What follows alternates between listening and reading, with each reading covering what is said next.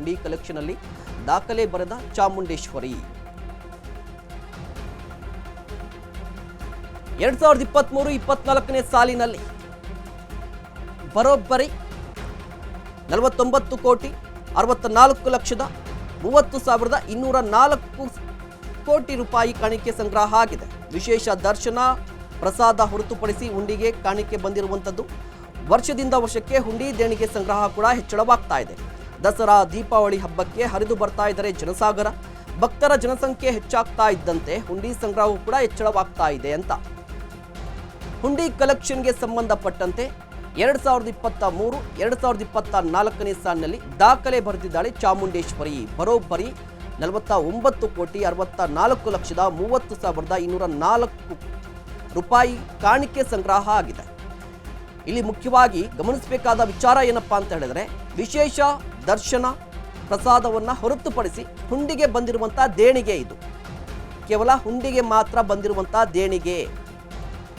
ವರ್ಷದಿಂದ ವರ್ಷಕ್ಕೆ ಹುಂಡಿ ದೇಣಿಗೆ ಸಂಗ್ರಹ ಕೂಡ ಹೆಚ್ಚಳವಾಗ್ತಾ ಇದೆ. ದಸರಾ ದೀಪಾವಳಿ ಹಬ್ಬಕ್ಕೆ ಸಾಕಷ್ಟು ಜನರು ಬರ್ತಾರೆ. ಭಕ್ತರ ಸಂಖ್ಯೆ ಕೂಡ ಜಾಸ್ತಿ ಆಗ್ತಿದ್ದಂತೆ ಹುಂಡಿ ಸಂಗ್ರಹವೂ ಕೂಡ ಹೆಚ್ಚಳವಾಗ್ತಾ ಇದೆ ಅಂತ ಹೇಳಿ ಚಾಮುಂಡೇಶ್ವರಿ ಬೆಟ್ಟ ಮೈಸೂರಿಗೆ ಸಾಕಷ್ಟು ಜನರು ಹೋಗ್ತಾ ಇರ್ತಾರೆ. ಪ್ರವಾಸಿಗರು ಮೈಸೂರಿಗೆ ಯಾರೇ ಹೋದರೂ ಕೂಡ ಚಾಮುಂಡೇಶ್ವರಿಯ ದರ್ಶನವನ್ನು ಪಡೀತಾರೆ.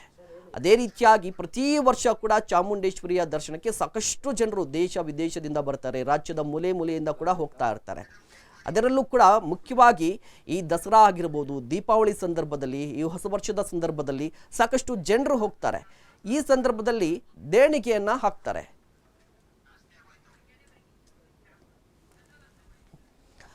ಈ ಸಂದರ್ಭದಲ್ಲಿ ದೇಣಿಗೆ ಸಂಗ್ರಹ ಆಗುತ್ತೆ. ಈ ದೇಣಿಗೆ ಸಂದರ್ಭಕ್ಕೆ ಸಂಬಂಧಪಟ್ಟಂತೆ ಈಗ ಹೊಸ ದಾಖಲೆಯನ್ನ ನಿರ್ಮಾಣ ಮಾಡಿರುವಂಥದ್ದು. ಹಾಗಾದ್ರೆ ಈಗ ಮತ್ತೊಂದು ಪ್ರಶ್ನೆ ಇರುವಂಥದ್ದು, ಮತ್ತೊಂದು ವಿಚಾರ ಏನಪ್ಪಾ ಅಂತ ಹೇಳಿದ್ರೆ, ಚಾಮುಂಡೇಶ್ವರಿ ತಾಯಿಗೆ ಚಿನ್ನದ ರಥ ನಿರ್ಮಾಣಕ್ಕೂ ಕೂಡ ತಯಾರಿ ನಡೆಸಿದ್ದಾರಂತೆ. ಚಾಮುಂಡೇಶ್ವರಿ ತಾಯಿಗೆ ಚಿನ್ನದ ರಥ ನಿರ್ಮಾಣಕ್ಕೆ ಮುಂದಾಗಿದ್ದಾರೆ. ರಥ ನಿರ್ಮಾಣಕ್ಕೆ ಪ್ರತ್ಯೇಕ ಹುಂಡಿ ತೆರೆಯಲು ಕೂಡ ತೀರ್ಮಾನವನ್ನು ತೆಗೆದುಕೊಂಡಿದ್ದಾರೆ. ಚಾಮುಂಡೇಶ್ವರಿ ಕ್ಷೇತ್ರದ ಅಭಿವೃದ್ಧಿ ಪ್ರಾಧಿಕಾರ ಈ ನಿರ್ಧಾರವನ್ನು ತೆಗೆದುಕೊಂಡಿರುವಂಥದ್ದು. ಚಿನ್ನದ ರಥಕ್ಕೆ ಸರ್ಕಾರದಿಂದಲೂ ಕೂಡ ಅನುದಾನ ಸಿಗುವ ಸಾಧ್ಯತೆ ಇದೆ. ಚಾಮುಂಡೇಶ್ವರಿ ತಾಯಿಗೆ ಚಿನ್ನದ ರಥ ನಿರ್ಮಾಣಕ್ಕೂ ಕೂಡ ತಯಾರಿಯನ್ನ ಮಾಡಿಕೊಳ್ಳಲಾಗಿದೆ. ರಥ ನಿರ್ಮಾಣಕ್ಕೆ ಪ್ರತ್ಯೇಕ ಹುಂಡಿ ತೆರೆಯಲು ತೀರ್ಮಾನವನ್ನು ತೆಗೆದುಕೊಳ್ಳಲಾಗಿದೆ. ಚಾಮುಂಡೇಶ್ವರಿ ಕ್ಷೇತ್ರದ ಅಭಿವೃದ್ಧಿ ಪ್ರಾಧಿಕಾರ ಈ ನಿರ್ಧಾರವನ್ನು ತೆಗೆದುಕೊಂಡಿರುವಂಥದ್ದು. ಜೊತೆಗೆ ಚಿನ್ನದ ರಥಕ್ಕೆ ಸರ್ಕಾರದಿಂದಲೂ ಕೂಡ ಅನುದಾನ ಸಿಗುವ ಸಾಧ್ಯತೆ ಇದೆ. ಚಾಮುಂಡೇಶ್ವರಿ ತಾಯಿಗೆ ಚಿನ್ನದ ರಥ ನಿರ್ಮಾಣಕ್ಕೂ ಕೂಡ ತಯಾರಿಯನ್ನು ಮಾಡಿಕೊಂಡಿರುವಂಥದ್ದು. ಒಂದು ಕಡೆ ದಾಖಲೆ ಬರೆದಿದೆ ಹುಂಡಿ ಕಾಣಿಕೆ ಸಂಗ್ರಹದಲ್ಲಿ. ಭಕ್ತರ ಸಂಖ್ಯೆ ಹೆಚ್ಚಾದಂತೆ ಹುಂಡಿ ಸಂಗ್ರಹವೂ ಕೂಡ ಹೆಚ್ಚಳವಾಗಿದೆ.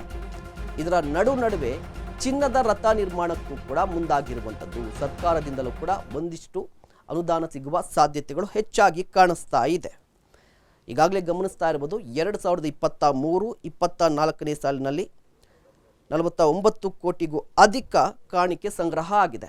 ಇಲ್ಲಿ ಗಮನಿಸಬೇಕಾದ ವಿಚಾರ ಏನಪ್ಪಾ ಅಂತ ಹೇಳಿದ್ರೆ, ವಿಶೇಷ ದರ್ಶನ ಪ್ರಸಾದ ಹೊರತುಪಡಿಸಿ ಕೇವಲ ಹುಂಡಿಗೆ ಬಂದಿರುವಂಥ ದೇಣಿಗೆ ಇದು, ಹುಂಡಿಗೆ ಬಂದಿರುವಂಥ ಕಾಣಿಕೆ ಇದು. ಕೇವಲ ಹುಂಡಿಗೆ ಇಷ್ಟೊಂದು ಕಾಣಿಕೆ ಬಂದಿದೆ ಅಂತ ಹೇಳಿದ್ರೆ, ಈಗ ಪ್ರಾಧಿಕಾರ ಏನು ಮಾಡ್ಲಿಕ್ಕೆ ಮುಂದಾಗಿದೆ ಅಂತ ಹೇಳಿದ್ರೆ, ಚಿನ್ನದ ರಥವನ್ನು ನಿರ್ಮಾಣ ಮಾಡಲಿಕ್ಕೆ ಮುಂದಾಗಿದೆ. ಹೀಗಾಗಿ ಪ್ರತ್ಯೇಕವಾದ ಹುಂಡಿಯನ್ನು ಓಪನ್ ಮಾಡಬೇಕು ಅಂತ ಹೇಳಿ ತೀರ್ಮಾನವನ್ನು ತೆಗೆದುಕೊಂಡಿದೆ. ಇದಕ್ಕೆ ಸರ್ಕಾರ ಕೂಡ ಒಂದಿಷ್ಟು ಸಹಾಯವನ್ನು ಮಾಡುವ ಸಾಧ್ಯತೆಗಳು ಹೆಚ್ಚಾಗಿರುವಂಥದ್ದು. ಗಮನಿಸ್ತಾ ಇರಬಹುದು, ಎಷ್ಟೆಷ್ಟು ಸಂಗ್ರಹ ಆಗಿದೆ. ದೇವಾಲಯದ ಆದಾಯ, ವೆಚ್ಚ, ಉಳಿತಾಯ 2023-24ನೇ ಸಾಲಿನಲ್ಲಿ ಆದಾಯ ಬಂದಿರುವಂಥದ್ದು ದೇವಸ್ಥಾನಕ್ಕೆ 49,64,30,204 ವೆಚ್ಚ ಆಗಿರುವಂಥದ್ದು. ಅಂದರೆ ಈ ಆದಾಯ ಇಷ್ಟು ಬಂದಿದೆ, ವೆಚ್ಚ ಖರ್ಚಾಗಿರೋದು ಎಷ್ಟು ಅಂತ ಹೇಳಿದ್ರೆ 21,46,05,523. ಇನ್ನು ಉಳಿತಾಯ ಎಷ್ಟು ಅಂತ ನೋಡೋದಾದರೆ 28,18,24,681 ಉಳಿತಾಯವಾಗಿದೆ. ಇನ್ನು 2021-22ನೇ ಸಾಲಿನಲ್ಲೇ ಗಮನಿಸ್ಬೋದು. ಉಳಿತಾಯ 2021-22ನೇ ಸಾಲಿನಲ್ಲಿ ಆದಾಯ ಬಂದದ್ದು 21,92,00,000, 63,404 ವೆಚ್ಚ ಆಗಿರುವಂಥದ್ದು, ಖರ್ಚಾಗಿದ್ದು ಆ ವರ್ಷ 18,92,61,645. ಉಳಿತಾಯವಾಗಿರುವಂಥದ್ದು 3,01,759. ಇದು 2021-2022ನೇ ಸಾಲಿನ ಅಂಶಗಳು. ಅದೇ ರೀತಿಯಾಗಿ 2022 ಮತ್ತು 23ನೇ ಸಾಲಿನಲ್ಲಿ ಏನೆಲ್ಲ ನಡೀತು, ಎಷ್ಟು ಆದಾಯ ಬಂತು, ಎಷ್ಟು ಖರ್ಚಾಯಿತು, ಎಷ್ಟು ಉಳಿತಾಯವಾಯಿತು ಅಂತ ನೋಡೋದಾದರೆ 2022-23ನೇ ಸಾಲಿನಲ್ಲಿ ದೇವಾಲಯಕ್ಕೆ ಬಂದಂಥ ಆದಾಯ 45,000 ಕೋಟಿಗೂ ಅಧಿಕ ಬಂದಿರುವಂಥದ್ದು. ವೆಚ್ಚವಾಗಿರುವಂಥದ್ದು 32 ಕೋಟಿ. ಇನ್ನು ಉಳಿತಾಯ ಆಗಿರುವಂಥದ್ದು 12 ಕೋಟಿ ಆಗಿರುವಂಥದ್ದು. ಅಂದರೆ ಗಮನಿಸ್ತಾ ಇರ್ಬೋದು, ಪ್ರತಿ ವರ್ಷವೂ ಕೂಡ ಆದಾಯ ಹೆಚ್ಚಾಗ್ತಾ ಇದೆ, ಜೊತೆಗೆ ಖರ್ಚು ಕೂಡ ಇರುವಂಥದ್ದು, ಉಳಿತಾಯವೂ ಕೂಡ ಇರುವಂಥದ್ದು. ಈಗ ಚಿನ್ನದ ರಥ ನಿರ್ಮಾಣಕ್ಕೂ ಕೂಡ ತಯಾರಿಯನ್ನು ಮಾಡಿಕೊಂಡಿದ್ದಾರೆ. ಇದು ಪ್ರತ್ಯೇಕವಾಗಿ ಹುಂಡಿ ತೆರೀಲಿಕ್ಕೆ ಏನು ಕಾರಣ ಅನ್ನುವ ಪ್ರಶ್ನೆ.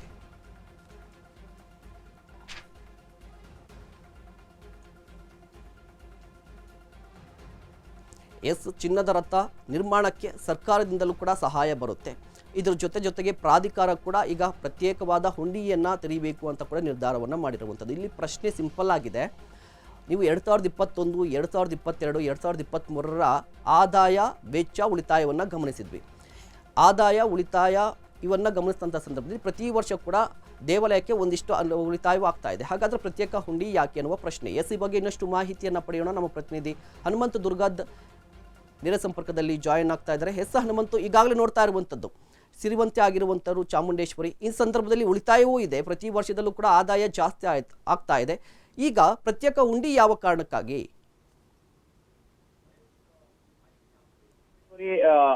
ದರ್ಶನ ಪಡಿಲಿಕ್ಕೆ ಪ್ರತಿದಿನನೂ ಕೂಡ ಸಾವಿರಾರು ಜನ ಬಂದು ಚಾಮುಂಡಿ ಬೆಟ್ಟಕ್ಕೆ ಬಂದು ದರ್ಶನವನ್ನು ಪಡಿತಾರೆ.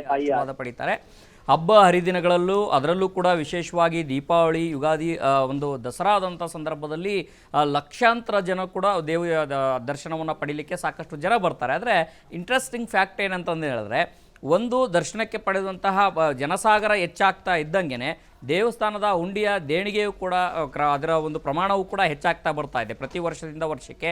ಈ ವರ್ಷ ಅಧಿಕವಂತ ದೇಣಿಗೆ ಸಂಗ್ರಹ ಆಗಿರುವಂಥದ್ದು. ಜೊತೆಗೆ ಕೇವಲ ಪ್ರಸಾದ ಮತ್ತು ಅದನ್ನು ಹೊರತುಪಡಿಸಿ ಬೇರೆ ಬೇರೆ ದೇವಸ್ಥಾನದಲ್ಲಿರುವಂತಹ ಬೇರೆ ಬೇರೆ ಸೌಲಭ್ಯಗಳನ್ನು ಹೊರತುಪಡಿಸಿ ಹುಂಡಿಯಲ್ಲೇ ಹೆಚ್ಚು ದೇಣಿಗೆ ಸಂಗ್ರಹ ಆಗಿರುವಂಥದ್ದು ಒಂದಷ್ಟು ವಿಶೇಷತೆ. ಮತ್ತೊಂದು ಕಡೆಗೆ ಈಗಾಗಲೇ ಸರ್ಕಾರದ ಮುಂದಿರುವಂತಹ ಪ್ರಸ್ತಾವನೆ ಮತ್ತು ಕಾಂಗ್ರೆಸ್ ಸರ್ಕಾರ ರಚನೆ ಆದ ನಂತರದಲ್ಲಿ ಒಂದು ಮೈಸೂರು ಪ್ರಾಧಿಕಾರದ ಅಭಿವೃದ್ಧಿ, ಚಾಮುಂಡೇಶ್ವರಿ ಪ್ರಾಧಿಕಾರ ಅಭಿವೃದ್ಧಿ ಪ್ರಾಧಿಕಾರ ಏನು ಮಾಡ್ತೋ ಆ ಒಂದು ಅಭಿವೃದ್ಧಿ ಪ್ರಾಧಿಕಾರದ ಮೊದಲ ಸಭೆಯಲ್ಲೂ ಕೂಡ ಈಗಾಗಲೇ ತಾಯಿ ಚಾಮುಂಡೇಶ್ವರಿ ತಾಯಿಗೆ ಚಿನ್ನದ ರಥವನ್ನು ನಿರ್ಮಾಣ ಮಾಡಬೇಕು, ಅದನ್ನು ಮಾಡಿಕೊಡಬೇಕು ಅನ್ನೋಂಥ ಒಂದಷ್ಟು ತೀರ್ಮಾನವನ್ನು ತೆಗೆದುಕೊಂಡಿದೆ.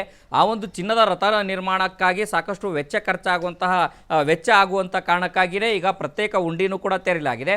ಮತ್ತೊಂದು ಕಡೆಗೆ ಸರ್ಕಾರವೂ ಕೂಡ ಅದಕ್ಕೆ ಅನುದಾನ ಕೊಡುವಂಥ ಸಾಧ್ಯತೆಗಳು ಹೆಚ್ಚಾಗಿರುವಂಥದ್ದು. ಒಟ್ಟಿನಲ್ಲಿ ಬಂದಂಥ ಅನುದಾನ ಏನಿದೆ ಒಂದು ದೇವಸ್ಥಾನದ ವಿವಿಧ ಅಭಿವೃದ್ಧಿ ಕಾಮಗಾರಿಗಳಿಗೂ ಬಳಕೆ ಆಗುತ್ತೆ, ಮತ್ತು ದಿನನಿತ್ಯದ ಪೂಜಾ ಕಾರ್ಯಗಳೇನಿದ್ದಾವೆ ಆ ಕಾರ್ಯಗಳಿಗೂ ಇದೇ ಹಣವನ್ನು ಬಳಕೆ ಮಾಡಲಾಗ್ತಾ ಇದೆ. ಒಟ್ಟಿನಲ್ಲಿ ತಾಯಿ ಚಾಮುಂಡೇಶ್ವರಿ ದರ್ಶನಕ್ಕೆ ಬಂದಂತಹ ಭಕ್ತಾದಿಗಳೇನಿದ್ದಾರೆ ತಮ್ಮ ಭಕ್ತಿಯ ಪೂರ್ವಕವಾಗಿ ಕೊಟ್ಟಂತಹ ದೇಣಿಗೆಯ ಪ್ರಮಾಣ ಹೆಚ್ಚಾಗಿದೆ. ಮಹೇಶ್, ಹನುಮಂತ್, ಮುಖ್ಯವಾಗಿ ಇಲ್ಲಿ ಗಮನಿಸಬೇಕಾದ ವಿಚಾರ ಏನಪ್ಪ ಅಂತ ಹೇಳಿದ್ರೆ, ಪ್ರತಿ ವರ್ಷ ಕೂಡ ಜನರ ಸಂಖ್ಯೆ ಜಾಸ್ತಿ ಆಗ್ತಾ ಇದೆ, ದೇಣಿಗೆ ಕೂಡ ಹೆಚ್ಚಾಗ್ತಾ ಇದೆ. ಈ ಸಂದರ್ಭದಲ್ಲಿ ನೀವು ಖರ್ಚು ವೆಚ್ಚಗಳನ್ನು ನೋಡ್ತಾ ಇದ್ದಂಥ ಸಂದರ್ಭದಲ್ಲೂ ಪ್ರತಿ ವರ್ಷ ನಿಮಗೆ ಉಳಿತಾಯ ಇದ್ದೇ ಇದೆ. ಈಗ ಪ್ರತ್ಯೇಕ ಹುಂಡಿ ಅಂತ ಬಂದಂಥ ಸಂದರ್ಭದಲ್ಲಿ ಯಾವ ರೀತಿಯಾಗಿ ನೋಡ್ಬೋದು ಇದನ್ನ ಅಂತ ಹೇಳಿ, ಅಂದರೆ ನಿಮಗೆ ಉಳಿತಾಯವೂ ಇದೆ, ಈಗ ಪ್ರತ್ಯೇಕ ಹುಂಡಿ ಅವಶ್ಯಕತೆ ಇದೆಯಾ, ಈ ಪ್ರಾಧಿಕಾರ ಯಾವ ರೀತಿಯಾಗಿ ತೀರ್ಮಾನವನ್ನು ತೆಗೆದುಕೊಳ್ತಾ ಇದೆಯಾ, ಇದ್ರ ಜೊತೆಗೇನಪ್ಪ ಅಂತ ಹೇಳಿದ್ರೆ ಸರ್ಕಾರ ಕೂಡ ಅನುದಾನ ಕೊಡುತ್ತಲ್ವಾ ಅಂತ?